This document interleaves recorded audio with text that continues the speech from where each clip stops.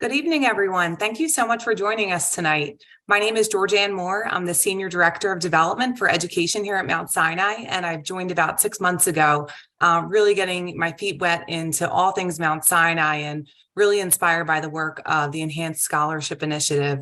So it is my pleasure to introduce to you tonight. We have Dean Moeller, Trustee Don Gogel, and current medical students, Zerubbabel Asbal, Joshua Matthew, and Esther Kim. I'm going to pass it over to Dean David Moeller, and he will give you an update on medical education at Icahn. Take it away, David. Thank you, Georgianne. I just want to offer my welcome to everyone as well, and thank all the folks who are going to participate in this panel presentation, but hopefully a discussion. We're going to keep the chat open, and we hope to see lots of questions from you that we can address before the end of the session. We do want to share a little bit of some updates first, generally about the school and match.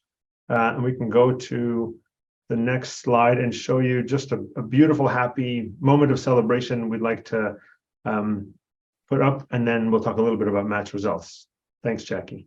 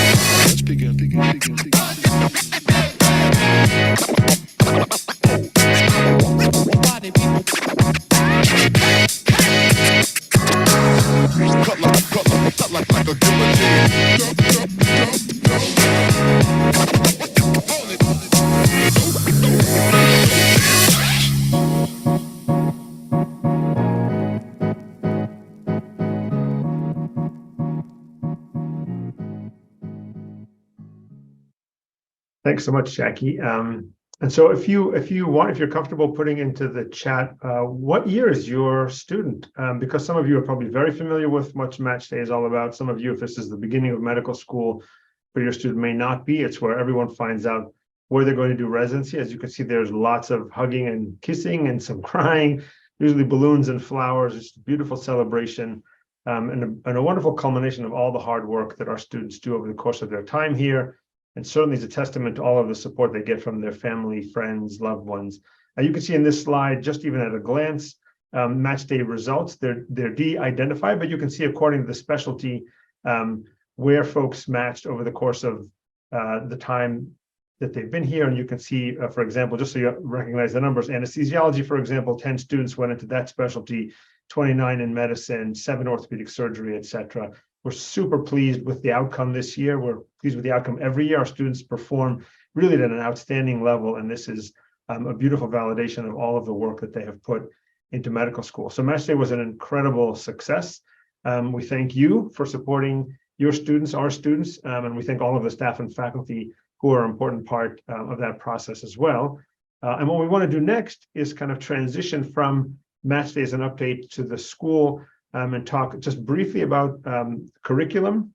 As all of our students know, starting in August of 2024, we will have a new curriculum in place.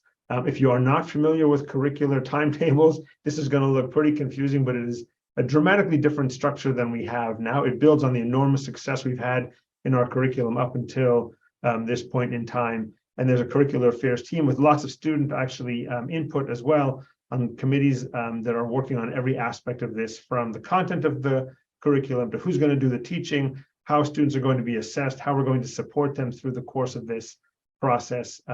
so that they end up with just continue to end up with outstanding match results, and become futures in medicine, future leaders in science and medicine.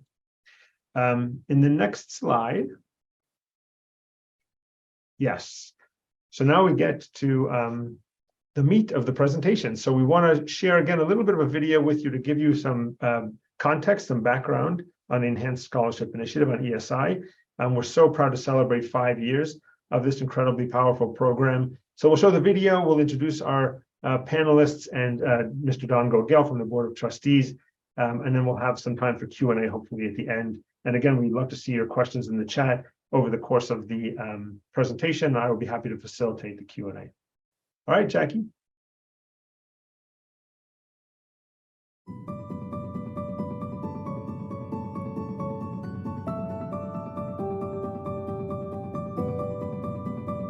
So years ago, ESI was established in the wake of discussions we had been having in the medical school for many years before then. We'd always been very actively raising funds to support scholarships for students in need. And we got to the point where we realized we needed to make a big push. And we wanted to do it in a way that demonstrated our focus on equity and how to distribute what is always going to be a limited resources to the students who need it the most. Our vision for the future of medical education at the Icahn School of Medicine at Mount Sinai ensures that the next generation of clinicians has the freedom and ability to forge new paths in medicine. The Enhanced Scholarship Initiative is an integral part of this effort, and we could not have built such an ambitious endeavor without the support of friends like you. I got into Mount Sinai through the FlexMed program. I'm a first-generation student. My parents are both immigrants, and so like a lot of probably first-gen students, I would go to the other doctor's appointments with them to interpret. When I was young, I just remember thinking I could fill that kind of space and be a physician who can serve these immigrant communities, these underserved communities. Without philanthropy, there's no way ESI would even exist. We wouldn't have even been able to dream about something like that. And so those philanthropic dollars are directed immediately to student pockets. I mean, they relieve all of the debt burden, or as much of the debt burden as we can, from a particular student, and we allow them to get through medical school without having that be their primary concern or their first fear. I remember the day that I found out that I got the Enhanced Scholarship Initiative. It was an email that came in, and I just remember opening up the email and this immense weight just fell off my shoulders. I didn't even know I was carrying it up until that moment. The Enhanced Scholarship Initiative empowers our students, enabling them to determine how and where they will make the greatest impact on the medical field without the tremendous weight of student debt on their shoulders. So having the Enhanced Scholarship Initiative really played a big role when it came to choosing my specialty. For me, it ended up being internal medicine and pursuing a career in primary care. I think if I had an enormous debt burden, I'm not quite sure that that would be my instinctive choice. It's a transformative move by us at Mount Sinai to be able to take the financial burden and implications away from the best and the brightest. So thank you from the bottom of my heart. I know that there are so many other initiatives and things that you could be supporting, but supporting this initiative is supporting the future of science and discovery at Mount Sinai. So thank you. Together, we are opening new doors of opportunity to so many students now and for decades to come. Thank you for your incredible support of the Enhanced Scholarship Initiative. We are deeply grateful for your investment in our incredible students and in the patients they will serve for many years to come.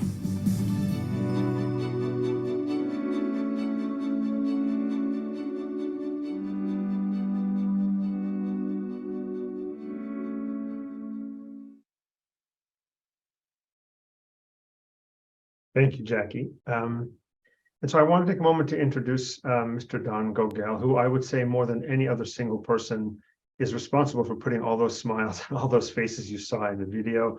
Don Gogel has been a member of the Board of Trustees at Sinai for decades, has many, many personal connections to the school, and it was really his brainchild and impetus and his energy that brought together ESI and allowed it to become a reality. So Don, the floor is yours, and thank you so much for joining us this evening.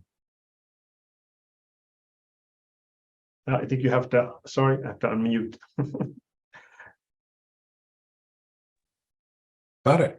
Thank you, David, and thanks to the many people who labored long and hard to bring ESI to the table. And it's been successful. It's 5 years old, and it's only going to get better over the years to come. As David indicated, the issue of medical school debt weighed heavily upon our medical education committee for many years. I've chaired that committee for probably a decade now, but probably more importantly, I've worked with medical students, including two of my own children and other relatives and other people that I've known over the years, and understand the direct impact that debt has on distorting both the personal choices that many of our students make, as well as their mental well-being, to tell you the truth. I know some of that from even personal experience, not at medical school, but I was a scholarship student first at Harvard College, and that had an enormous impact first on letting me go to Harvard, but then also that scholarship allowed me to pursue a number of extracurricular activities rather than working 30 hours a week, as some of my peers did. I was fortunate then to have a Rhodes Scholarship to England, so I didn't carry a lot of debt at that point. But then I went to law school, and without any kind of scholarship available, I did work. I was a dorm resident. My wife worked as well. So I had some firsthand evidence of thinking, gee, you know, what are my outcomes going to be? Where am I going to practice law? Turned out I didn't practice law at all. But the question of debt weighs very heavily, and it did even when I graduated many years ago, when the cost of education was dramatically less. Harvard College room, board, and tuition in 1967, when I entered as a freshman, was under $10,000. Now, add inflation, but as you know, the inflationary index for education has moved much faster than the consumer price index. And the weight of medical school education debt has really become a national problem. The average medical student in the United States graduates with $200,000 of debt. Our Mount Sinai numbers were lower than that, but were still significant. And so the Board of Trustees, with prompting from David, Dean Charney, and members of our education committee, adopted this program, which meant to limit the total amount of debt that our graduates leave with. We have had Mount Sinai graduates that carry as a couple $500,000 of debt. Needless to say, that creates enormous personal stress, but also it really forecloses some of their interests in some specialty areas that are just not going to allow them to repay that amount of debt. So the impetus for the Enhanced Scholarship Fund, I would say, is threefold. And depending on who you are and your view of these subjects, you might put them in different rank order. For me, the first, though, is freedom for our students to pursue whatever area they are passionate about. Whether or not that turns out to be a lucrative financial deal or not, doesn't matter.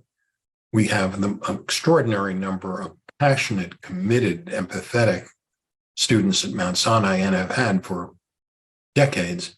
And we want them to pursue their passion and their interests. And that means if they're interested in community medicine, if they're interested in global health, they're interested in some areas of pediatrics in the inner cities that just are not going to pay a lot, that they will be able to do that without thinking of that crushing burden of debt over their head. The second area, which is getting a lot of attention now, which we've worried about for a long time, is just the mental wellness of our students. And graduating with hundreds of thousands of dollars of debt certainly diminishes the experience of our students while they're medical students and beyond. So that's an important element of this.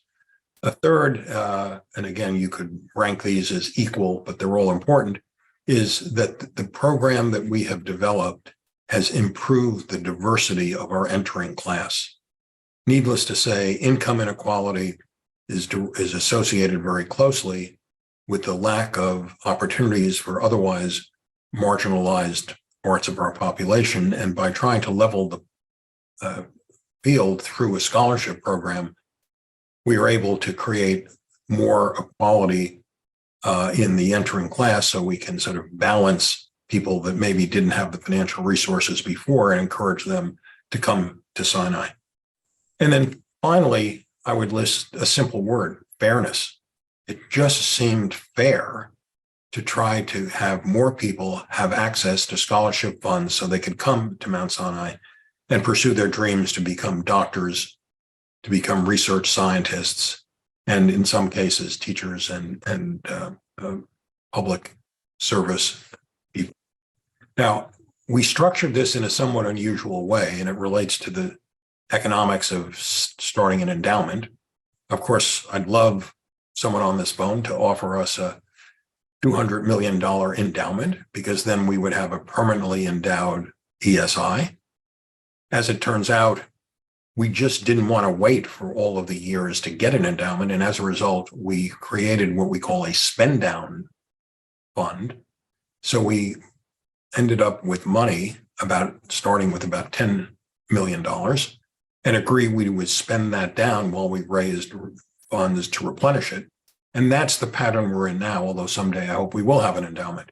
But we didn't want to wait, and we have a large number of our students getting this scholarship aid under ESI today. And that scholarship aid, I may be slightly off, but probably averages close to $50,000. For some students, it's the full cost of room, board, and tuition, and others, it's just incremental support. We do have ESI based on need, which we think is part of our fairness argument. And it's been successful. We're delighted that it's 5 years out. And you'll hear from students about its impact. I hope it follows some of the outline that I gave in rationalizing why we would start it. And we'd encourage anyone on this phone with an interest to learn more by talking to Dean Muller, to myself, or to any of the students, and maybe participate in funding the next generation of ESI. Thank you, David. Thank you, Don, very much for all you've done to support students, and of course for joining us this evening. And I'm just going to jump right into our panel of 3 students. Georgianne mentioned them quickly at the beginning of the session: Zerubbabel, Joshua, and Esther. And I actually just want to start by giving each of you a chance to say a little bit about yourself, whatever you want, where you grew up, what your favorite flavor ice cream is, whatever comes to mind, just so that we can get a little bit of a sense of the personal path that each person takes to get to Sinai. So maybe a minute or two about yourselves, and then why you chose to come here for medical school. Esther, do you want to go first? Hi, everybody. My name is Esther. I'm a first-year medical student here at Sinai.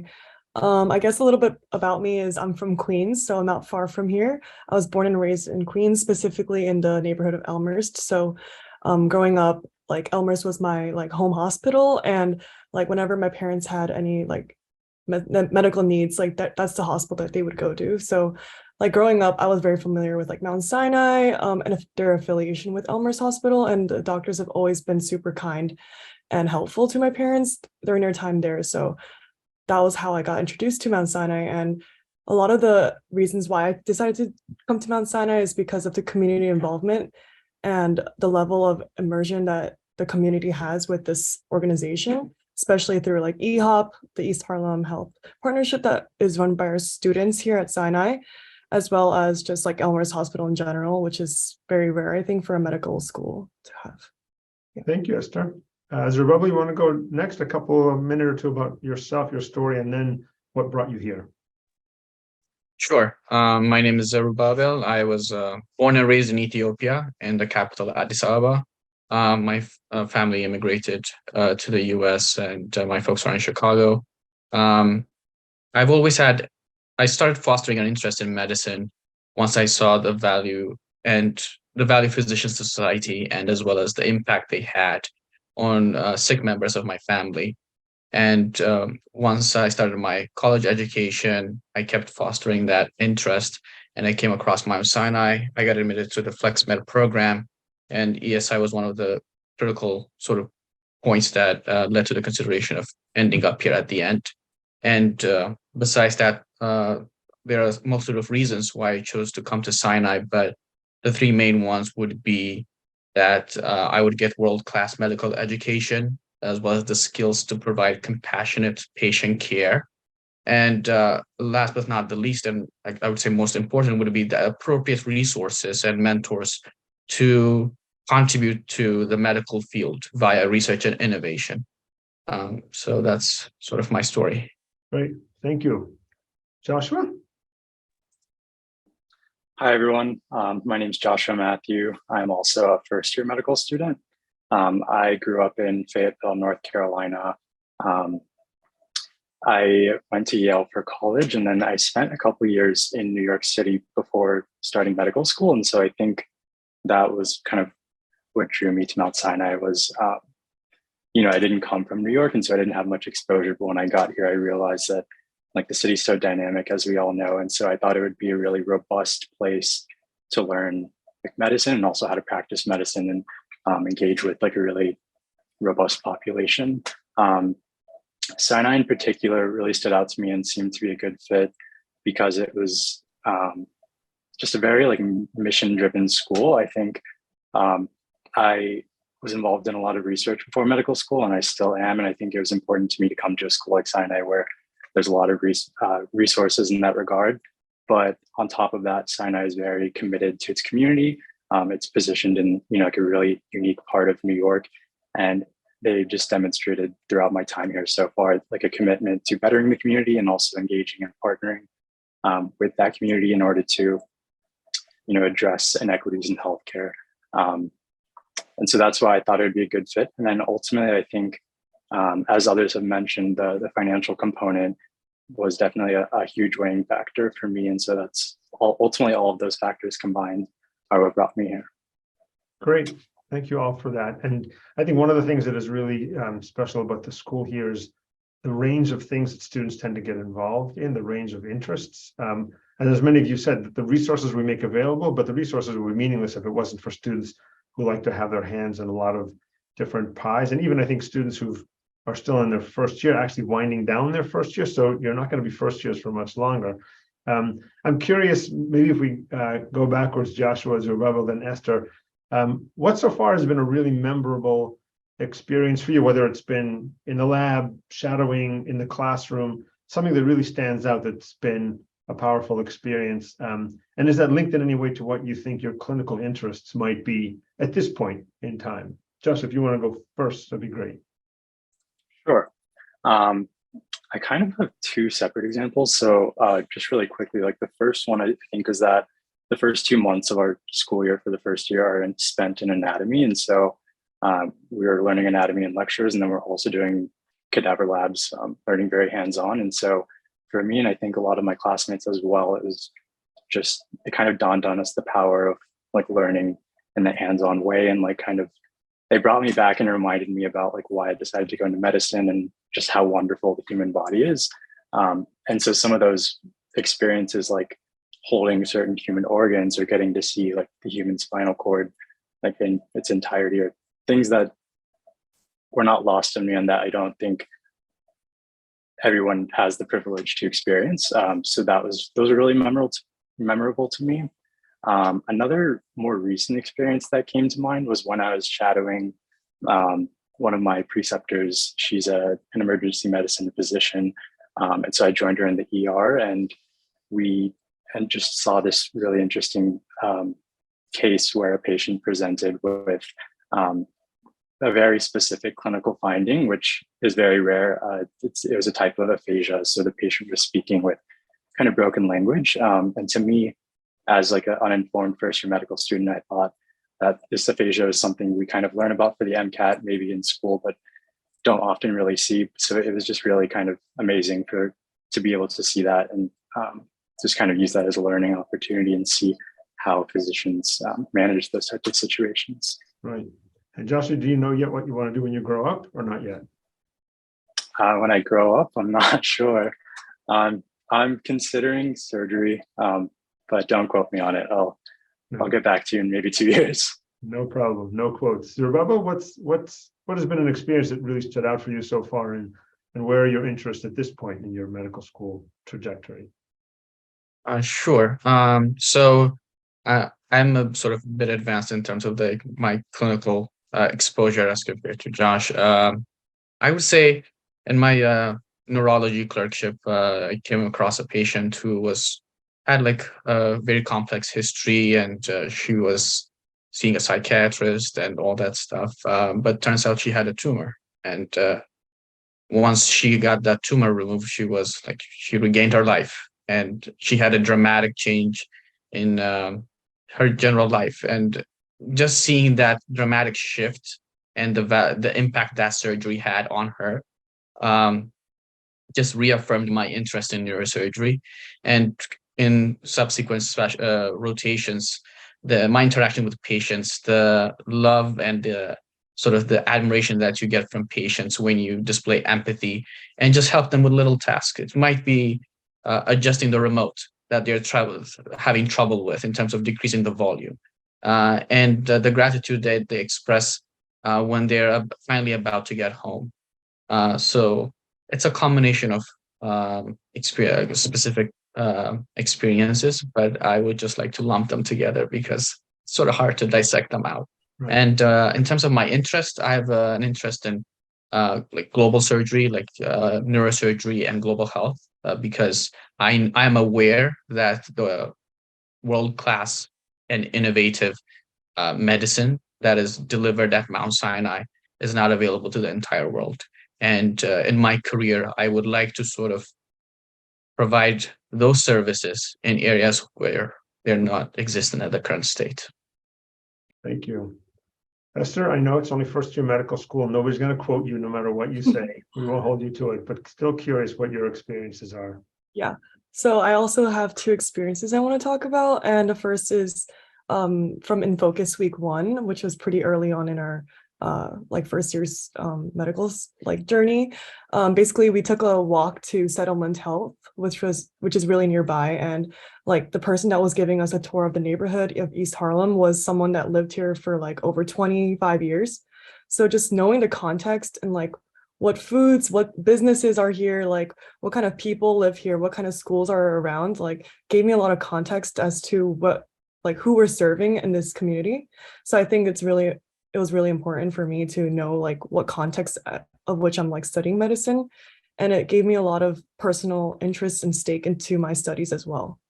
And the second example is from Base Camp. And it's actually a talk that you, Dr. Miller, gave to us. Like it was kind of casual, I guess, but you mentioned like your father was a taxi driver and he used to like go around Mount Sinai Hospital, like looking for you, like hopefully to run into you one day. And like it really hit home for me because my parents are also like they were like undocumented immigrants and they work very like blue collar jobs. So like my parents always joke about that too. And like hopefully we can run into you one day. And like I just thought it was nice to see someone that was like so established in the medical field, which is you. And like that's just gonna be me in the future. And like you had a very similar upbringing to me. So I felt like it was just like nice to see that. Thank you, Esther. And by the way, I grew up in Rego Park, Queens, so a stone's throw away from Elmhurst. So I'm curious. A bunch of people, including Mr. Ogel, have mentioned the impact or the influence of debt on students. And I think even before medical school, as they even consider the possibility of becoming physicians, I think the three of you've arrived. You've made it. You're here. You're going to be incredibly successful doctors, scientists, health policy leaders, etc. I'm curious, even before medical school, the idea, I mean, everyone knows when they're pre-med that medical school comes with massive amounts of debt. In what way did that influence you or lots of friends you had probably in college who were considering medicine and may not have chosen to pursue that path because of their concerns about debt? So what was that like? And that's not for everyone who wants to answer, just if any of you have thoughts about even leading up to medical school, the idea of pursuing medicine as a profession, and how much of a deterrent it is for people. I guess I can start. I have a more broad statement in regards to that. I guess it's like entering medical school and applying to medical school is a constant test of like, do you want to be a doctor? Are you sure? It tests you again and again, that same question. And finances is one of the big factors as well. It's kind of the last factor, I guess, in terms of things, but like that is definitely a factor. So like it helped me understand like this is something I really, really want to do for the rest of my life. And it's just a reminder every day that like I chose the right field for me. And the finances definitely, is a big deterrent for a lot of people, but I'm just glad that I found an institution that supports me in that way. So yeah. Thank you, Esther. Anyone else want to chime in? Yeah, I could go.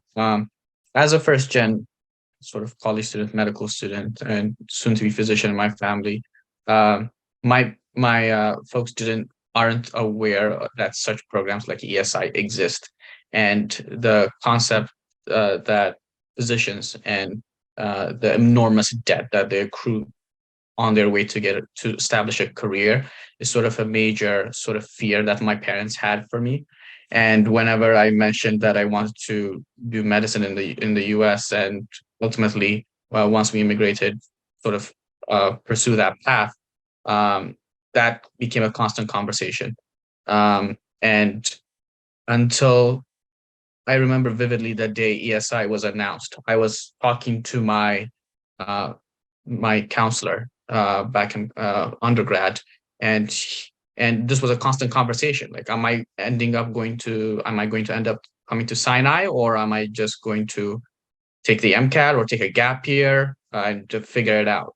And it was a huge load off, and it wasn't actually in the biochemistry lab of my guidance counselor, and I just ran over to him, saw the email in the middle of like doing some procedure. I think we were like working on some yeast. Run over to him and showed him the email and showed it to him, like, this just happened. And I was like 2 days away from just taking the MCAT and I guess not becoming a Sinai student. So it was, I just can't put it into words, the enormity of the significance of just being relieved of that huge burden. Thank you for sharing that. Joshua, you want to add, or we can go to a different question? What do you? Yeah. Yeah, I can just add a little bit. So kind of echoing what's already been said, I feel like, to Esther's point, I totally agree that like getting into medical school is a test itself. But for some people, it's also just a test in terms of finances. And I just totally believe that pursuing medicine is so prohibitively expensive that, you know, people all the time choose not to pursue it just because, you know, passion is like a big factor, but also it's just so prohibitive for some people. So I think it's really huge, like in undergrad and graduate schools, to be able to provide support, kind of as Mr. Gogel was mentioning, to level the playing field and allow people from all parts of society who want to pursue medicine to do it, not just those who, you know, have adequate resources to do so. Thank you for that, Joshua. The question I want to ask next, you know, we talk a lot about the benefits of relieving debt and the stress of looming debt. I think we all understand in an abstract sense what that means. I don't know if all of us, meaning all of us who aren't in medical school today, in what it's like to be a medical student today, I don't know if all of us really appreciate the small and sometimes profound ways in which stress is relieved, the little things that we find that we can now do, and sometimes the big things that opportunities have been opened up for us because we don't have to worry about debt as much. And I'm wondering if any of the three of you or all three of you can think of small and not so small examples of things that you have had the freedom to do, the flexibility to do, because that question, that weight of debt has been removed to a large extent. What are your thoughts?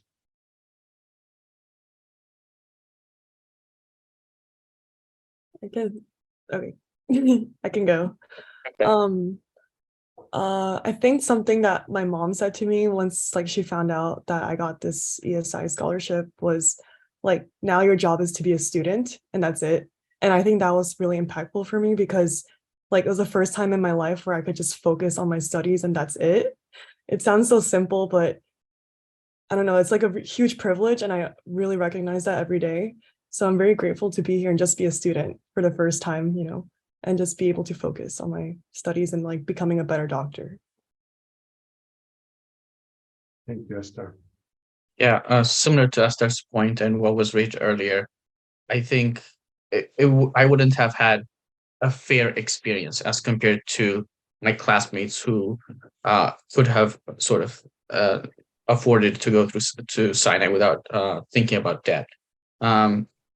just having the mental like well-being of being sort of free of that stress that you have to take up another job or do something to supplant any sort of income or pay for tuition allows me to just make the most out of my time at Sinai. I could take recently I took a global health elective when I was abroad in another country. I couldn't have done that if I had a part-time job because I would lose that. And what's going to happen? Am I going to cut on food or tuition? So I think it makes sure it actually guarantees that whoever makes it to Sinai gets to make the most out of their time at Sinai. And that's how it levels the playing field because it doesn't sort of perpetuate the differential experience that we might have prior to coming to Sinai. Thank you for that. Joshua, any thoughts?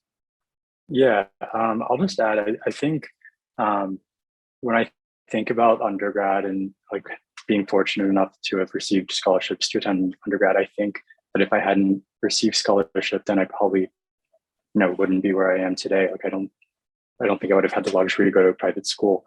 And so similarly, I think if we didn't have these scholarships for medical school, we don't know where we would be in 10 years, but it might not, it just like alters kind of your life's path.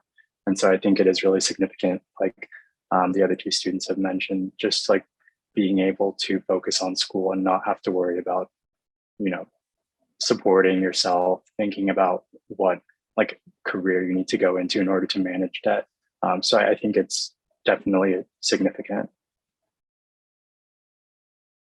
Thank you all for that. I wanted to ask another question that has come up, which is the idea of different kinds of practices of medicine. There's a real imbalance in equity in terms of compensation for certain fields. And you all talked a little bit about your clinical interest or your potential clinical interests. Again, I'm curious, because you're here, you're living here 24/7, you've got lots of friends, colleagues in the school. How have you seen that question of debt have an impact on students and their thinking? It doesn't have to be about you, just kind of around you for us to get a sense of the larger impact of these kinds of questions on students when they're considering what clinical field they want to go into. Do they want to focus on research? Do they see themselves being a teacher in medicine versus going into procedural fields? Have you seen that play out among your classmates? And if you have any examples of that you feel comfortable sharing?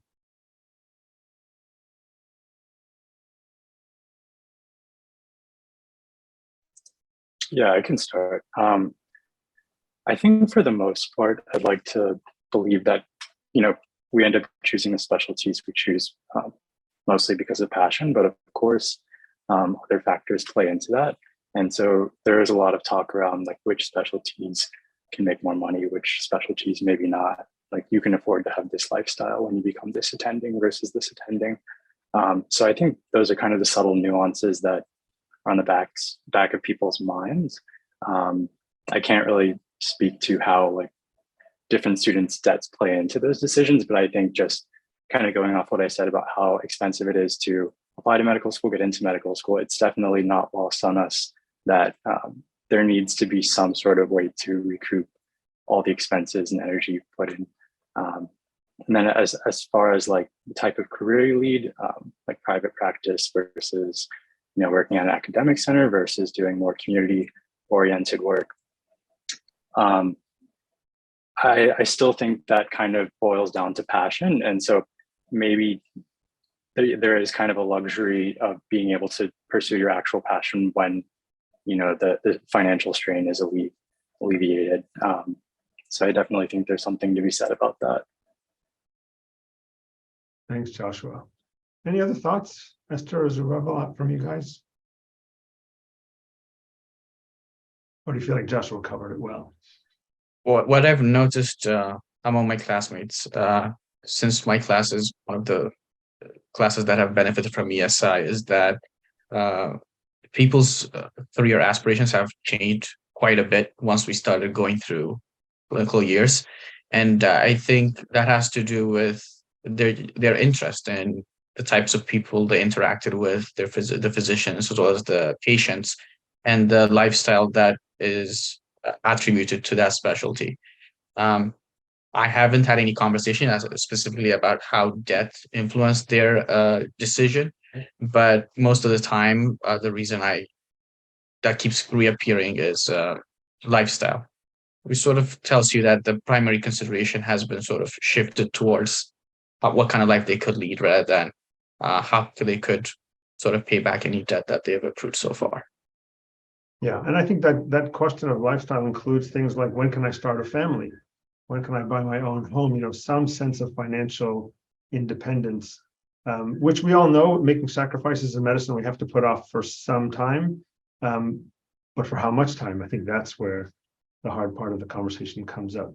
Don, did you unmute because you wanted to? I did, because I found that comment very instructive, and it actually prompts me to think that we may want to survey ESI students just to see the impact that some of them may have.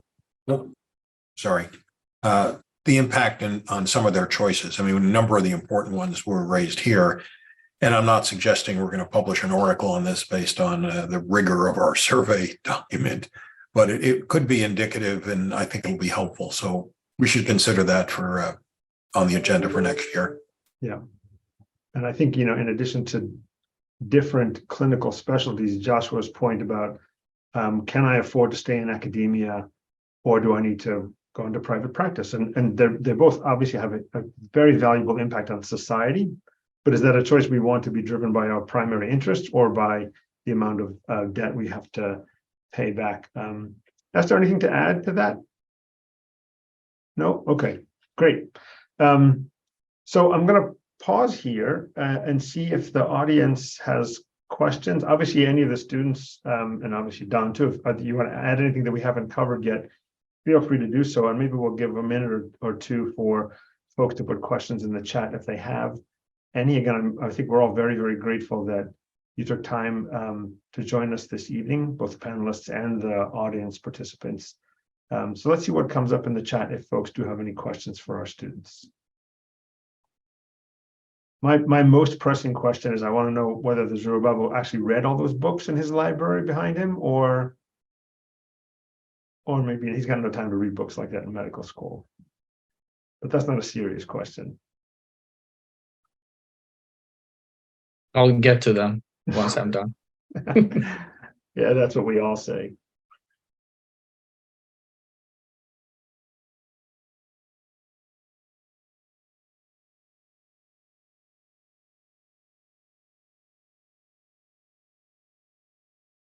If it's okay, I kind of want to reply to what Joshua mentioned before about Yes, like of course. passion Of and course. stuff. I so agree with that comment, and I feel like passion will carry you far in this field. But I think like no matter who graduates from Mount Sinai, they're all going to become great doctors. I believe like the education here is like world class, and everyone's just going to be like at a certain level in terms of being a good doctor. But I think for me, what really like the ESI kind of programs like help me understand about myself is like who I want to be in 30 or 40 years, like what kind of person I want to be. And that's someone that wants to incorporate like scholarship into my life and like give back the way I have received early on in my life, especially for undergrad as well. So I definitely agree that like passion will carry far, but there's much more to that. And paying it forward is very important as well. And that's what I see. Yeah, thank you, Esther. And there's a question in the chat, and I think maybe Don Gogel is best positioned to answer, and I'm happy to contribute too. And the question is, what issues is ESI facing at the moment? Does ESI have enough funds to help every medical student in need? Don, do you want to start? And I'm happy. Sure. Yeah. You know, we have been fortunate that we have had enough funds to cover what the nature of the program. But remember, we could always use more, and we could always provide students with more money, but it is needs-based. So financial need is an element to qualify for ESI. Other programs, for example, at NYU, tuition is free for everybody, whether they're wealthy or they don't have the resources. That doesn't cover all of their room and board, which could be in New York, as you know, $30,000, but nonetheless, that piece is quite different in a handful of schools. But for us, we are distributing, I think this year, $8.5 million, something like that. And that matches our standards of providing financial needs so that our students will not leave with a disproportionate amount of debt. That doesn't mean our students leave debt-free, but just as an example, and if you really had no resources at all, and there's no family contribution, and you were unable to contribute any of your own assets, the thought was that you should not graduate with more than $75,000 worth of debt in that case. Now, to be fair, we do have students that graduate and take out additional loans that are more than that, but that's sort of the nature of the plan. If we had more money, we could in effect buy down that debt level for more people. And that clearly is the goal. The long-term goal, and I don't think those of us committed to this are going to rest until we get there, is that our students should graduate regardless of their circumstances without any debt at all. But we're not there. And to be fair, no one, well, that's not quite true. There are only a handful of medical schools in the United States that have that kind of a program. And I really mean a handful. And they tend to be smaller schools that just have very large endowments. There are, fortunately, about 10 schools that have programs that more or less resemble ours, which are aimed at reducing the negative impact of high levels of debt. So, I'll call it a budding trend. We're proud to be at the forefront of it. But the issues we face are understandably more funding over time. And I think our model is sustainable now, but it does require annual fundraising, and hopefully some of you may be prompted to contribute at whatever level to ESI. And at some point, we may be able to raise a much more substantial amount from donors who are just attracted to the merits of our program. But right now, we're sustainable, and the program, as you heard from our terrific students, is well received, and we expect it to continue to grow and to help set a national model. Thank you, Don. There's a question here that's actually, I think, for the students.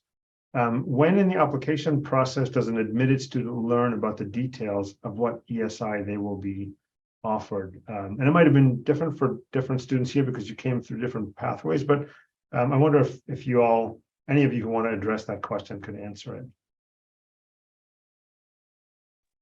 I think in my case, once you, so I was the class of like COVID-19, so it might have been a bit different. But when I was about to start first year, the financial aid office reaches out to you and solicits applications.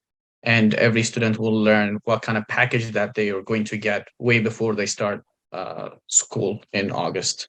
So they should, and once they start school, you should know your package for the next year by like mid-July, and you'll get your first sort of any stipend that you're going to get by before classes start. That's the goal, and it's improving every year. Esther, Joshua, similar experience or? Yeah, I'll just add that for like the students who do not do the Flex Med program. So you're admitted to school, and then all schools kind of have a similar timeline and sort of when the financial aid application is due. And then they all try to release their financial aid packages around the same time. And those are all, there's a deadline by which you have to select which school you're going to. And so all schools give out that financial aid information before that deadline. So you're able to kind of compare between schools. So that happens sometime in the spring before, I think that deadline is, like late April, must have recently passed. Great. Thank you. And I think that's the last question. Don, I don't know if you have any final thoughts you want to share. Otherwise, I just really wanted to express our gratitude to everyone who supports ESI, supports our students in small ways and large. And of course, thank the students for taking the time to join us. Don, anything else that we should cover? The other thing that I'd mention, you're our best ambassadors, not only to the group on the phone, but to next generation of medical students. So to the extent that you have the opportunity to work with the admissions office on spreading the word about ESI to your schools and to Many of you may have siblings and friends that are on their way to medical school. I think ESI is one of a handful of distinguishing attributes of the Icahn School of Medicine, and the more you can spread that word, I think the better we will all be. I will say, reflecting what many of you have already indicated in your personal journey to Sinai, that it is a big attraction. And while I think we've always had spectacular medical students, I think the ESI is just broadening and deepening the pool. And that's all to the good.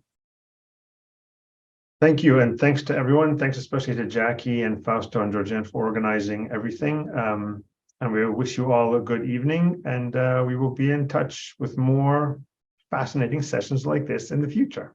And hopefully we will do them in person. In person. That would be wonderful. Take care, all. Thanks. Bye-bye.